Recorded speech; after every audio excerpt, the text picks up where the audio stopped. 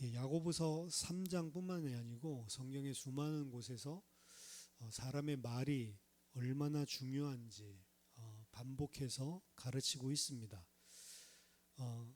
하나님께서도 말씀으로 천지를 창조하시고 하나님의 말씀이 생명이고 말씀이 중요하죠.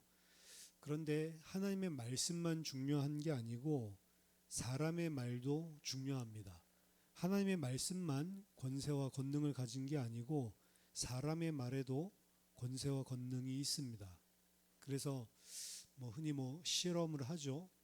사과 같은 거 두고 막 예쁘다고 칭찬해 주는 사과랑 그리고 막 저주를 퍼붓는 사과. 그래서 너 이렇게 못생겼냐?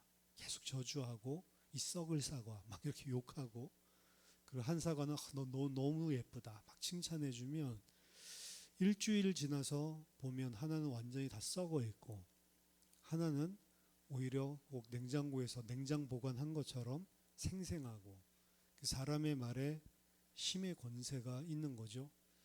사람도 마찬가지입니다. 계속 못한다 부정적으로 막 구박하고 막 힘들게 말로 하면 잘할 사람도 기가 죽고 힘이 없어가지고 어떻게 보면은 본인이 가지고 있는 역량을 제대로 발휘하지 못하고 눌려서 정상적으로 성장하지 못하는 이런 일들이 많죠. 그래서 부모가 될 수 있으면 부정적인 이야기보다는 긍정적인 이야기로 힘을 주고 사랑을 주고 이것이 자녀 양육에서도 중요하고 인간 관계에 있어서도 중요한 것이죠. 그래서 사람이 어떤 말을 하는지 하나님의 말씀도 중요하지만 사람이 어떤 말을 하는지도 그래서 굉장히 중요합니다. 사람의 말에도 능력이 있습니다. 인간이 죄가 없을 때에는 하나님 앞에서도 그렇지만 사람과의 관계에서도 창세기 2장에 보면 아담이 자기 아내를 보고 내 뼈 중에 뼈요 살 중에 살이다. 남자에게서 취하였은즉 여자라 부르리라. 이렇게 이야기를 하죠. 그 말 속에는 어떻게 보면 모든 사랑과 애정과 그리고 부부의 하나됨 이것들이 다 담겨져 있는 어떻게 보면 축복과 감사와 기쁨의 말이 담겨져 있었죠. 그 어떤 것도 저주의 말이 없었고 자기 아내는 이름을 지어주지 않았습니다. 동물들은 이름을 지어줘서 이름을 짓는다는 것은 그것의 본질을 알고 자기가 통치하고 다스린다는 개념이지만 자기 아내에게는 이름을 지어주지 않았기 때문에 남편이 아내를 통치하고 복속시키고 이런 관계가 아니라는 거죠. 동등한 관계, 평등한 관계. 그것이 말에도 드러납니다. 하지만 죄를 짓고 난 이후에 곧바로 자기의 아내 이름을 하와라고 이름을 지어주죠. 그래서 창세기 1장, 2장까지는 그저 여자라고 부르다가 3장에서 여자의 이름을 하와라고 지워주고 난 다음부터는 사실은 하와라는 이름이 이제 어떻게 보면 고유명사로 이름으로 등장을 하는데 그 이름을 지어준 것 자체가 벌써 문제인 것입니다. 그리고 서로를 아껴주기보다는 죄를 전가시키고 하나님께까지 변명하는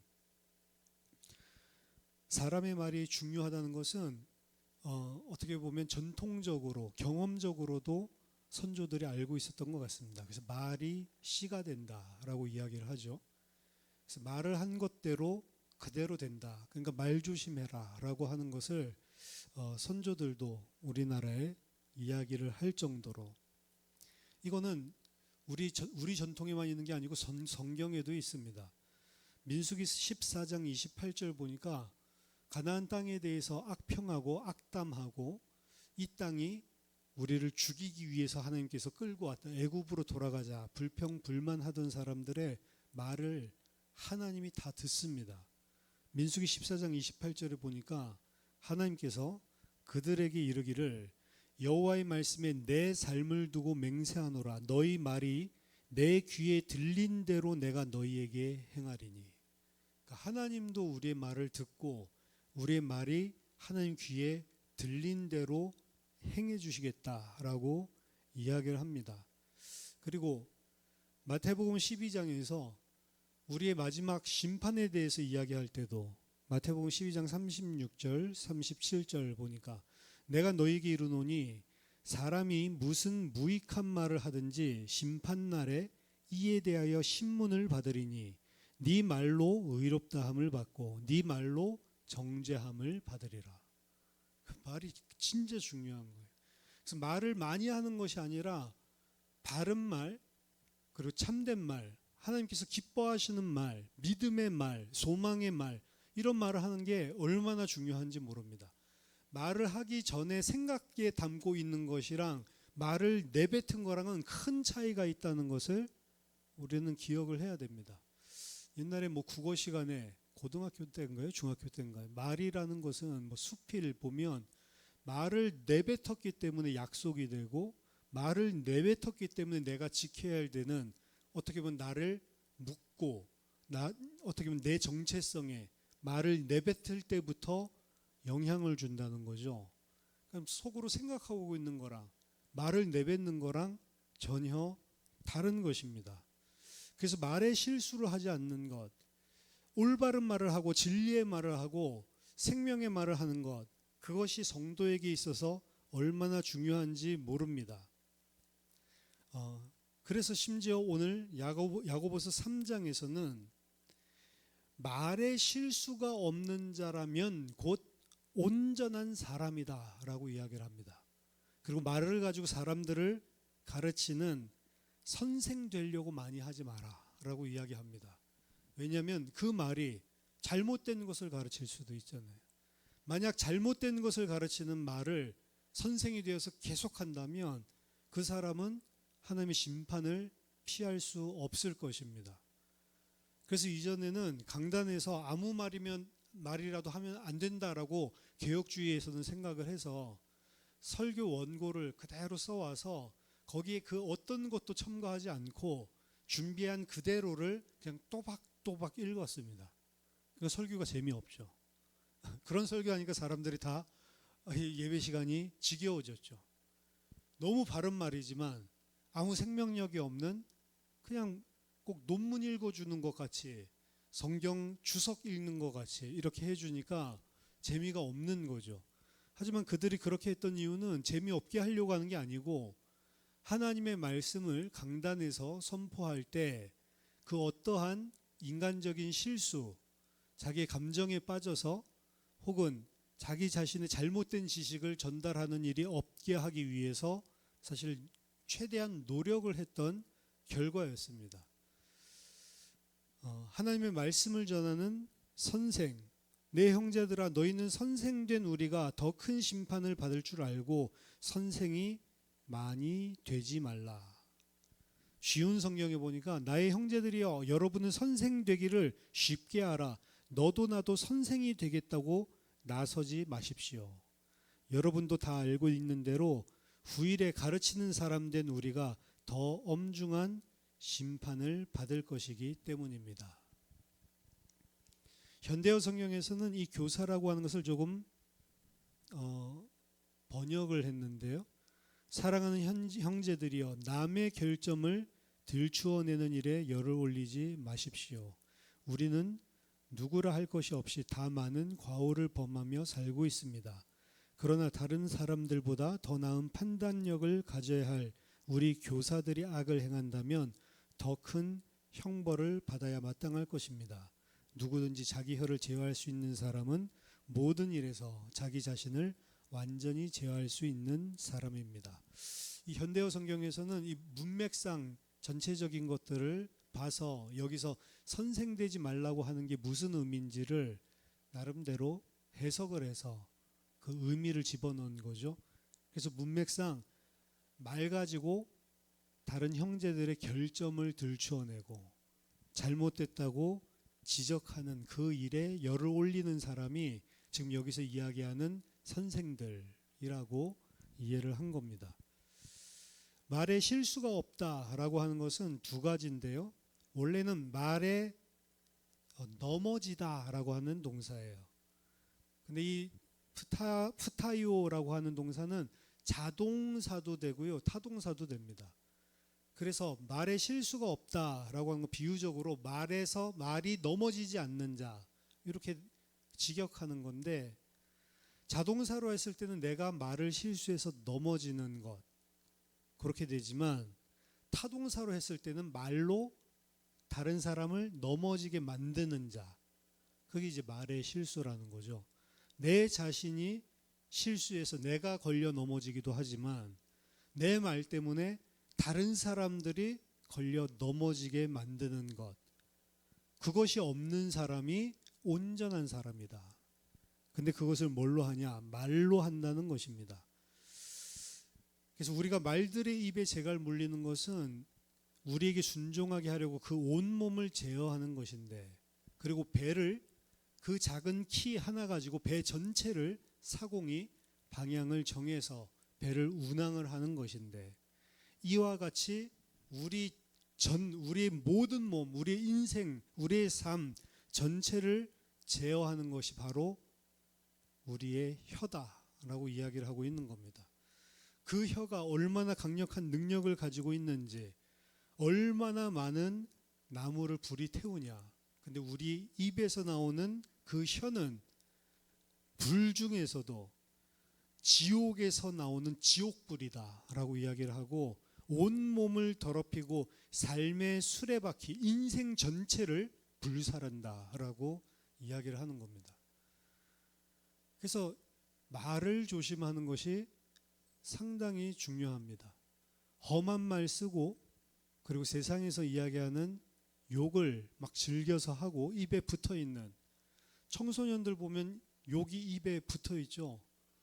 저도 중학교 때까지는 남자 중학교를 나왔는데 욕을 얼마나 많이 하는지 몰라요. 그러니까 어른들이랑 대화를 잘 못해요. 왜? 욕이 계속 섞여 있으니까. 친구들이랑 말할 때 말 한마디 할 때 계속 욕이 튀어나옵니다. 계속. 그리고 그게 자연스럽고 다 문화가 그러니까. 그러다가 제가 좀 좋은 우등생들 모이는 공부 잘하는 고등학교를 가니까 욕을 하는 인간이 나밖에 없어요. 나는 이게 입에 배가지고 하는데 아무도 욕을 안 해. 그냥 막 서로 친구들 그러니 뭐 이러면서 그 서울 친구들이 있잖아요. 그러니까 이게 조금 지나니까 제가 되게 머쓱해지더라고요. 와, 이게 나도 욕을 하면 안 되겠구나. 그래서 이제 고등학교 이후에 욕하는 습관이 많이 사라졌는데, 운전할 때 또 막 튀어나오죠. 근데 이 말을, 바른 말을 하고, 이건 무슨 믿음의 말, 성경에서 말하는 진리의 말 중요하지만, 그거 빼고 그냥 불신자라 하더라도 그 말을 하는 데서 그 사람의 인격, 인생 이런 것들이 다 나옵니다. 최근에도 제가 길 걸어가다가 이제 편의점 같은데 앞에 이런 상 있잖아요. 거기 이제 동네 이제 어르신들 나와가지고 막 술 마시면서 막 이야기 나누는데, 어른들인데 막 전부 다 욕을 막 서로 막 하면서 대화를 하는데, 그거 보는데 너무 안 좋더라고요. 그래서 그분들 제가 알지 못하지만 바라보는데 그 언어 속에서, 야, 나이만 많이 들었지 좀 쓰레기 같다 이런 생각이 들더라고요. 언어가 너무너무 중요합니다. 신앙을 떠나서. 근데 신앙과 이게 결합된다면 이 말은 우리를 살리기도 하고 죽이기도 하는, 그것이 혀거든요. 잠언서 18장 21절 보니까 죽고 사는 것이 혀의 힘에 달려있다. 우리의 생명, 우리가 예수 그리스도를 믿고 구원받는 것도 우리가 마음으로 믿고 입으로 시인하여 구원받는다. 믿어진다 안 믿어진다 이러던 사람도 믿습니다라고 하나님 앞에 고백하는 순간, 그냥 믿습니다 고백만 한 게 아니고 마음과 생각도 달라진다니까요. 선언하는 힘이 있고 선포하는 힘이 있습니다.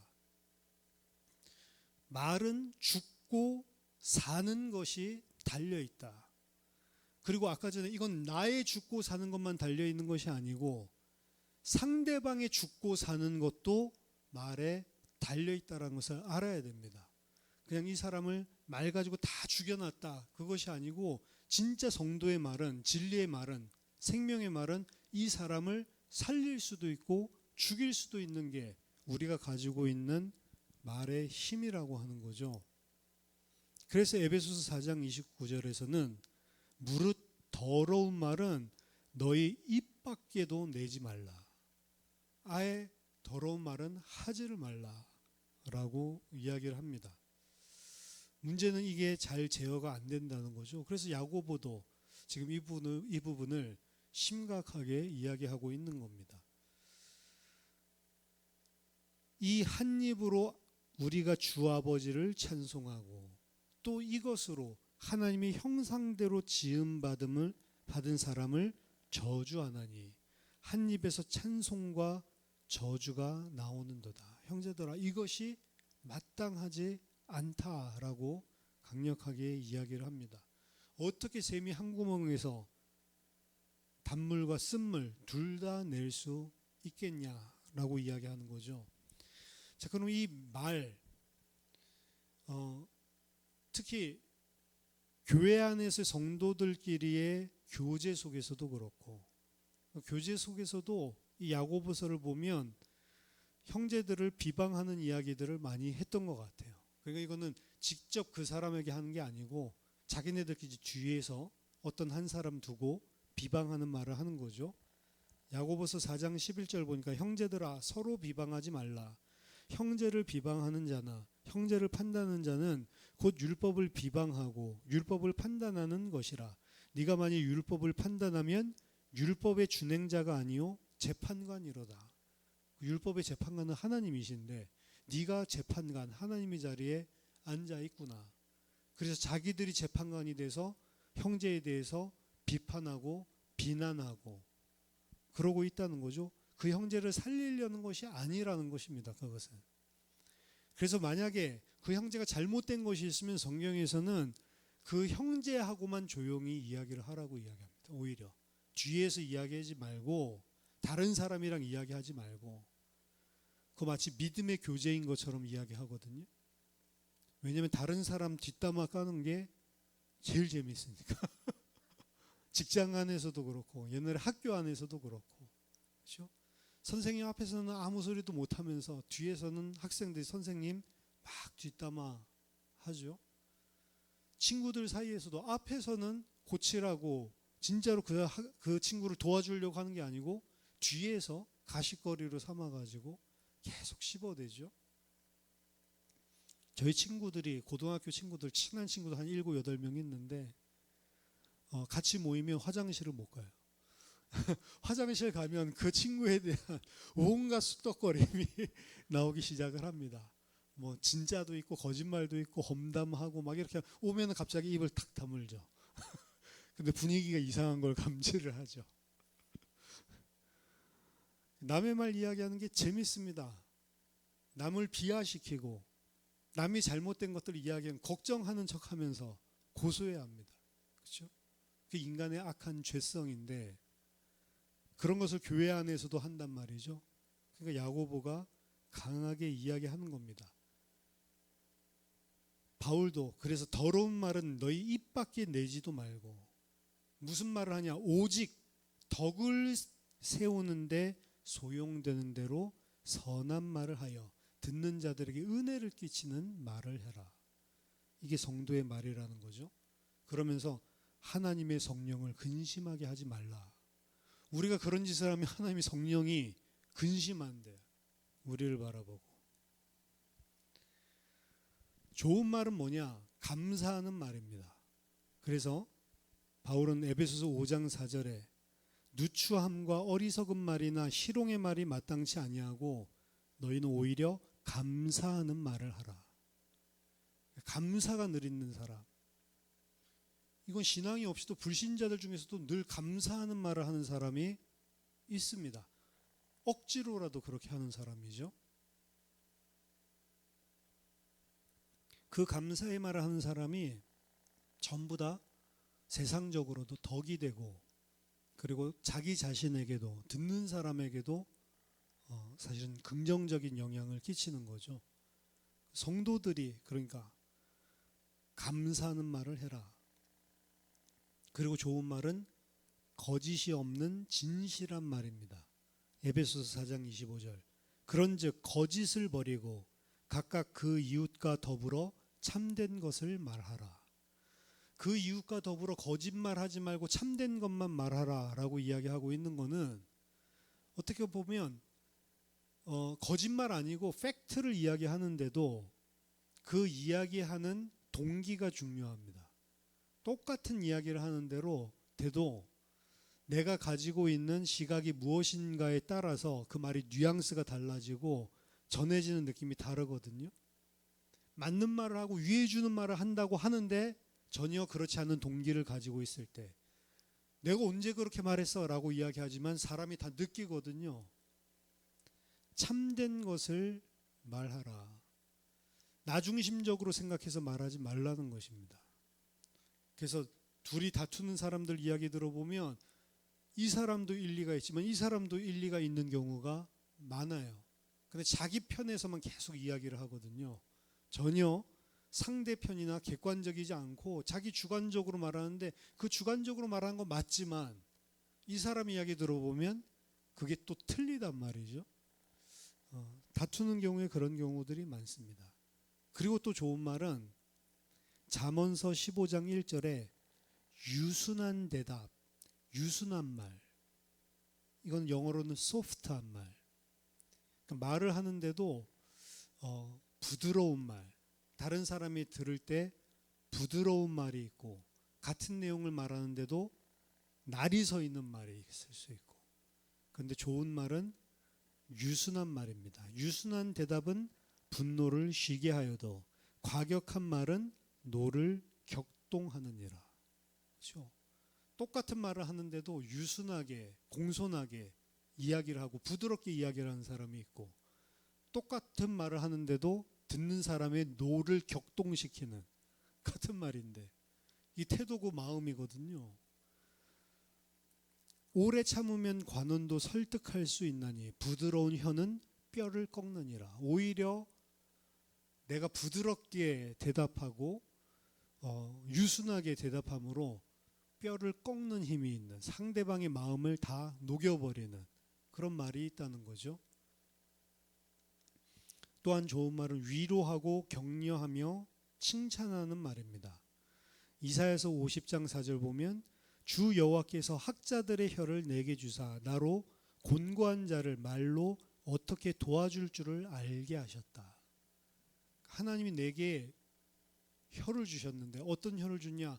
곤고한 가운데 빠진 자들에게 어떻게 그들을 도와줄지, 어떻게 그들을 위로하고 격려하고 힘을 줄지 아는 그 혀를 내게 주셨다.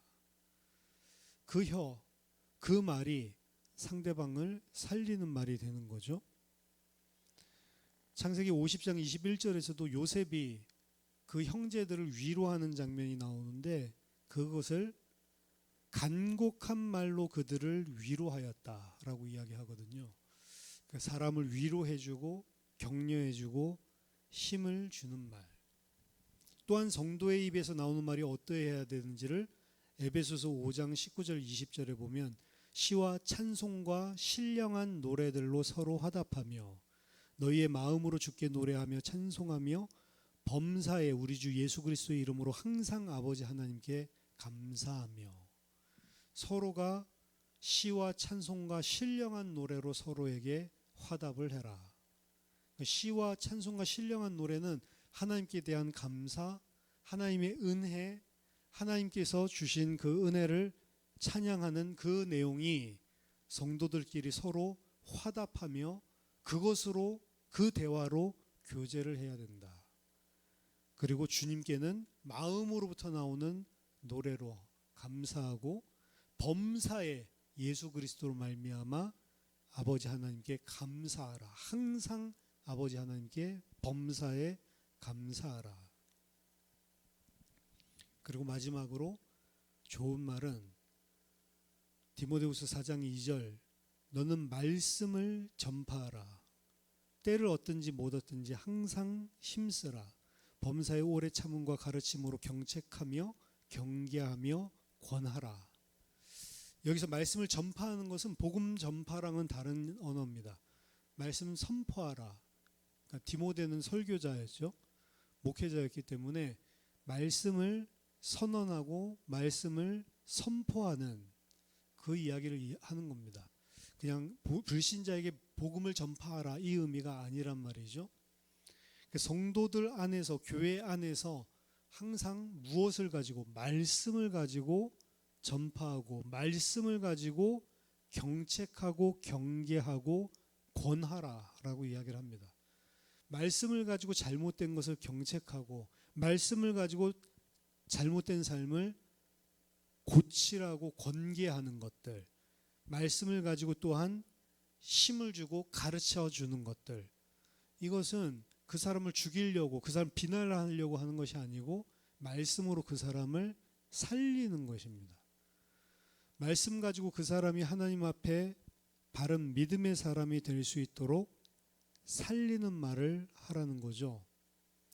결론적으로 본다면 우리들이 성도로서 해야 될 말은 우리 말을 통해 상대방이 살아나도록 하는데 모든 포커스를 가지고 이야기를 하면 된다. 그러면 어떻게 보면 우리 말이 통제가 되고, 그리고 우리 말이 바른 말, 하나님이 기뻐하시는 말을 하게 될 겁니다. 복음의 말, 진리의 말, 생명의 말, 살리는 말을 해야 된다는 거죠. 예수님께서도 마찬가지로 살리는 말씀을 하셨습니다. 요한복음 6장 63절, 살리는 것은 영이니 육은 무익하니라. 내가 너희에게 이른 말은 영이요 생명이라. 예수님께서 하시는 말씀은 영이고 생명의 말씀, 살리는 말씀을 하신다. 복음을 가진 자로서, 하나님의 백성으로서 살리는 말, 생명의 말을 해야 되는구나. 소극적으로 본다면 말을 많이 하는 것보다는 말을 잘 경청하고 들어주는 사람이 되는 것이 훨씬 더 유익합니다. 말을 많이 하는 것보다는 잘 들어주고 경청하라는 거죠. 이상한 말 들어주라는 말이 아닙니다. 이상한 말 하면 끊어줘야 됩니다. 이상한 말 하면 계속 듣고 있지 말고 무슨 말 듣느냐에 따라서 나도 영향을 받는다니까요. 이상한 말은 단호하게 끊고, 그리고 상대방이 하는 말을 내가 가로채서 내 말을 막 하고, 이런 사람들이 있거든요. 똑똑한 사람들이 보통 그래요. 뭐 말하면 무슨 말 할지 알아 이래가지고 말 중간에 탁 끊고 막 자기 그 말 하려는 것도 아닌데 지 말만 막 하는 사람들이 있거든요. 말 많이 하려고 하지 말고 상대방의 말을 경청하고 들어준 자가 되라. 그리고 어떻게 보면 힘없고 어려워하고 힘들고 이런 사람들, 그 사람들에게 무슨 답을 주려는 것보다는 잘 들어주고 충분히 그럴 수 있겠구나, 얼마나 힘들까, 공감해 주는 것이 훨씬 더 그 사람을 살려주고, 스스로도 알거든요. 본인이 불신앙하고 있다는 거, 본인이 이런 어려움 속에서도 하나님 붙들어, 답은 다 알고 있는, 그 정답을 몰라서 하는 게 아니고 답답해서 힘들어서 쏟아 놓는 거죠. 그것을 경청하는 것이 훨씬 더 중요하다. 그래서 그 유재석 씨 미담들이 많은데, 그 어려움 겪었을 때 후배가 와서 하는 이야기들을 아무 말도 안 하고 다 들어주고, 그러고 난 다음에 나는 너의 마음을 100% 모른다. 그 힘든 마음을 내가 어떻게 다 이해한다고 하겠냐. 그러면 거짓말인 것 같다. 솔직하게 이야기를 해주고, 그래서 내가 너한테 해줄 수 있는 게 없다. 미안하다. 이러면서 그냥 주머니에 가지고 있는 돈 다 주고, 그렇게 했는데 그게 막 그렇게 눈물나게 고맙고, 그때 죽지 않고 살아야겠다, 힘이 났다잖아요. 그러니까 어떻게 보면 무슨 믿음의 말도 아닌데 상대방을 진짜로 위해주고, 상대방의 마음을 내가 다 알아가지고 이건 이거야 답을 주려는 게 아니고, 어떻게 저 힘든 마음을 내가 알 수 있을까, 어떻게 보면 그 사람의 입장에 돼서 들어주기만 해도 사람이 힘을 얻는다는 거죠. 뭐 남자 여자 다르다라고 이야기하는데 이런 부분들에서 되게 많이 다르다라고 책을 통해서 알고 있습니다. 뭐 화성인, 뭐 토성인, 남자랑 여자랑 너무 다른데 여자는 무슨 답을 얻기 위해서 말하는 게 아니고 그냥 들어달라고 말하는데 남자 항상 해결책 제시해 주려고 한다라고 이야기를 하죠. 그러니까 잘 들어주는 게 소극적으로는 경청할 줄 알고 들어줄 수 있는 사람 되는 게 중요합니다. 그리고 만약에 말을 해줘야 한다면 살리는 말, 복음의 말, 맞는 말을 한다고 복음의 말이 아니에요. 그 사람의 시간표에 맞게 하나님께서 지혜를 주셔서 그 사람을 위로하고 힘을 주고 그리고 하나님께 나아갈 수 있는 그런 생명의 말, 살리는 말을 할 수 있도록. 교회 안에서 성도들 사이에서 교회 안에서 갈등 생기고 문제 생기는 것도 다 말 문제입니다. 그렇죠? 목사도 마찬가지고 목사가 하는 말은 더 어떻게 보면 영향력을 주는데 그렇죠?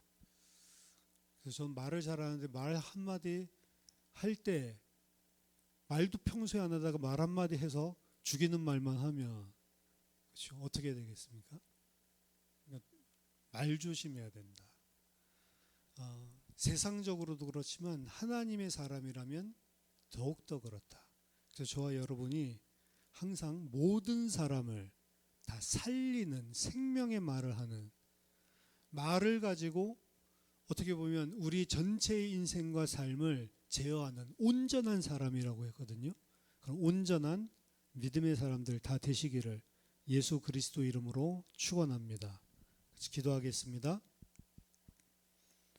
살아계신 하나님 아버지 은혜를 감사드립니다. 우리들의 입술에서 나오는 말이 얼마나 중요한지를 깨닫게 하여 주시고 하나님 늘 감사의 말, 살리는 말, 생명의 말만 할 수 있도록 우리의 입술을 주관하여 주시옵소서. 말을 많이 하려고 하지 않고 오히려 경청하고 들어주고 상대를 품어줄 수 있는 그런 따뜻한 사람이 될 수 있도록 은혜를 베풀어 주시고 우리의 말이 진리의 말을 하나님 모든 사람들이 받아들일 수 있고 힘을 얻을 수 있는 살리는 말, 부드러운 말로 전달할 수 있는 그런 말의 온전한 사람이 될 수 있도록 복을 내려 주시옵소서. 예수 그리스도 이름으로 기도하옵나이다. 아멘.